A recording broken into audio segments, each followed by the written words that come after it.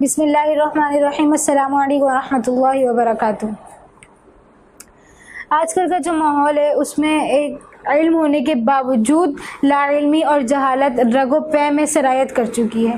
کس طور پہ جہالت؟ دینی اعتبار سے جہالت۔ یہ جہالت ایسی جہالت ہے جو انسان کو نہ دنیا کا چھوڑتی ہے اور نہ آخرت کا چھوڑتی ہے۔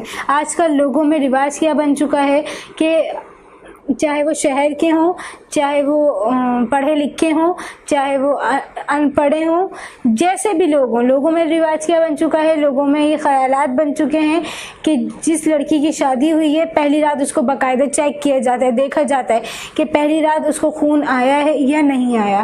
اگر آتا ہے، خون آتا ہے تو گویا کہ وہ با کردار ہے اور پاک باز ہے، خون نہ آئے تو وہ گویا کہ بد کردار ہے۔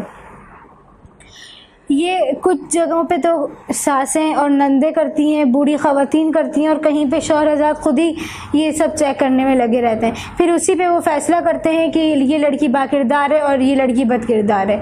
اپنے گریبان میں نہیں جھانکا ہوتا کہ خود پہلے سے کتنی جگہوں پہ منہ مارا ہوا ہے، یا خود کتنی جگہوں پہ منہ کالا کر کے آئے ہوئے ہیں، یا خود کتنی جگہوں پہ کتنی لڑکیوں کی زندگیاں برباد کی ہوئی ہیں۔ اپنے گریبان میں جھانکنا نہیں ہوتا، لیکن دوسری لڑکی کی، دوسرے کی بیٹی کی زندگی برباد کرنا، یہ مقصد ہوتا ہے کہ کسی نہ کسی طرح ہمارا عیب لوگوں کے سامنے نہ آئے، بس اس کا عیب، دوسرے شخص کا عیب یہ لوگوں کے سامنے آ جائے، لوگ ہمیں قصوروار نہ ٹھہرائیں، لوگ اسی کو قصوروار ٹھہرائیں۔ تو میری یہ بات یاد رکھیں کہ جہاں کہیں بھی ایسا ہوتا ہے وہ صرف اور صرف دین سے دوری کی بنیاد پر ہے، وہ صرف اور صرف دین سے لا تعلقی کی بنیاد پر ہے۔ جب ہمیں دین سے لا تعلق ہوتے ہیں، جب ہم دین سے لا تعلق ہوتے ہیں، دین کا ہمیں الف بے کا نہیں پتہ ہوتا، پھر یہ سارے معاملات درپیش ہوتے ہیں۔ کیوں؟ ڈاکٹریت میں یہی چیز ہے، ڈاکٹر جو کہتے ہیں وہ یہی کہتے ہیں کہ اگر پردہ بکارت یعنی وہ جھلی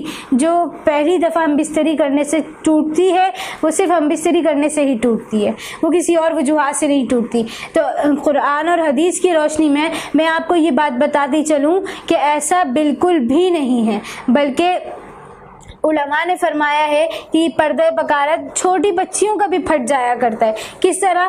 کیونکہ اچھل کود اور آج کل کی غذائیں ایسی غذائیں ہیں جن کی وجہ سے اس میں وہ قوت اور وہ طاقت نہیں ہوتی کہ وہ بچوں کو کھیل کے دوران بھی وہ برقرار رہے، وہ اپنی جگہ پہ ویسے ہی فٹ رہے جیسا کہ ہونا چاہیے، بلکہ بچیاں تھوڑا سا بھی اچھل کود کرتی ہیں اور وہ پردہ بکارت ٹوٹ جاتا ہے، پردہ بکارت پھٹ جاتا ہے۔ اگرچہ اس وقت ان کو خون نہیں آتا، اگرچہ اس وقت ان کو کوئی مسئلہ نہیں ہوتا، نہ ہی بچیوں کو پتہ لگتا ہے، اور حیض کے دوران بھی وہ بات پتہ نہیں لگتی۔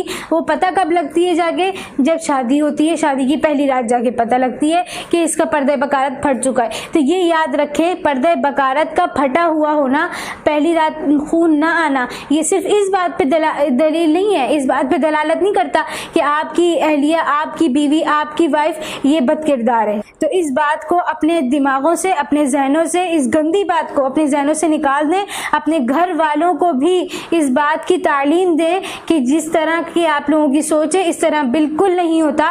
علماء اور مفتیان کرام فرماتے ہیں کہ وہ پردہ بکارت نہ صرف کھیل کود سے ٹوٹ جاتا ہے بلکہ غذائی چیزوں سے بھی ٹوٹ جاتا ہے، کہ ہماری غذائیں کیا ہیں، چکن وغیرہ کھانا اور جنک فوڈز کھانا، ان سب چیزوں سے بھی وہ پردہ بکارت ٹوٹ جایا کرتا ہے۔ کیوں؟ کیونکہ اس میں وہ طاقت نہیں رہتی، غذائیں وہ نہیں ہے جس کی وجہ سے وہ اپنی حالت پہ برقرار رہے۔ لہذا ایسی بچیوں کا گھر برباد کرنا جن کو پہلی رات خون نہ آئے، پہلی رات یہ بات پتہ نہ چلے کہ پردہ بکارت پھٹا ہے یا نہیں پھٹا، ٹوٹا ہے یا نہیں ٹوٹا، اس پر ان کے مستقبل کا فیصلہ کرنا، یہ بات بالکل بھی درست نہیں ہے۔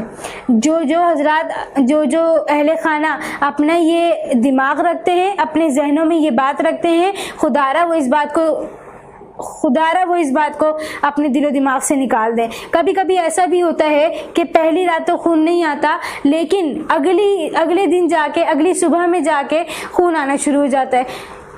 یہ سارا کچھ اللہ رب العزت کا معاملہ ہے۔ اللہ جس کو چاہیں عزت دیں، اللہ جس کو چاہیں ذلت دیں۔ ہم نے ایسے بہت سے کیسز دیکھے کہ پہلی رات ہم بستری کی، خون نہیں آیا اور اسی بات پر بیوی کو طلاق دے دی، اسی بات پہ طلاق کی نوبت آ گئی، اسی پر آ کے گھر ٹوٹ گئے۔ اگلے دن پتہ چلا جی خون آ گیا، پردے پکارا تو پہلے پھٹ چکا تھا لیکن خون کمزوری کی وجہ سے نہیں آ سکا تھا۔ اگلے دن پتہ چلا کہ خون بھی آیا، اور اسی مہینے جس مہینے شادی ہوئی ہے اسی مہینے جا کے حمل بھی ٹھہر گیا اسی ہم بستری سے۔